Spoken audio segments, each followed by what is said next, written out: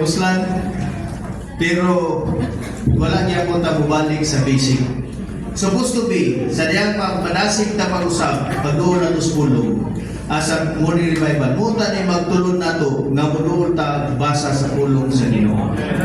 Dili aron tunan ang Ginoo lang, kundi mahika ang espiritu nga naa sa pulong. Kunya kaning espiritu ha, magulong na to, pinaagi sa pulong, muna'y makausap na to. Amen. Yes, Lord.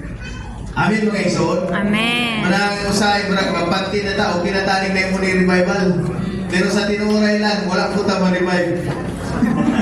Ang ngalan sa morning revival kay morning revival na dasing mag-usap. Pag-upag morning revival, isog niya mo kayo, kapasabot nga wala yun ma.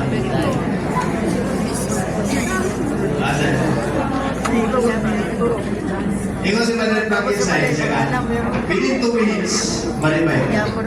Kung i-exercise yun nato ang atong espiritu. Marami po rin tatamihikap sa morning revival, mubuntag sa tasino. Lord Jesus. Amen. Oh, Lord Jesus. Akong iban sa mayong lingkod, Lord Jesus. Istorya sino?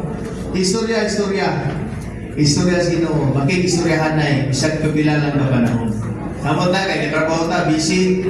No? Say, nasunod to na, pero siya kung sa ka-busy, inalam tang kaon, di mo takarason nga, busy ko, di na ko malinto.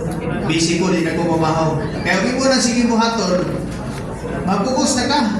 Kaya dano na mo ka sa ospital. Hindi ka na magkagatong para nagkaon ka. Ang mga igso mo na ang point is that kani nga pananaw ng ipadayag na ito, unang-una, before na ito ni ma-achieve nga magamita tani, balik ko na ko, kinaglalagyo tayo Biblia.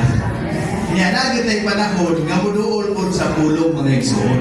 Hindi maguli pwede may surya na ito nga, usa ka Biblia, usa ka pinadayag, dahil wala kay Biblia, usa ko niyo pag naka-espiritu, pero usa ko niyo pagkuhan sa Biblia, wala. Bangga lang niya po. Munang salamat sa Ginoo mga igsoon. No, salamat sa Ginoo. Ang buktong talagsaong last day,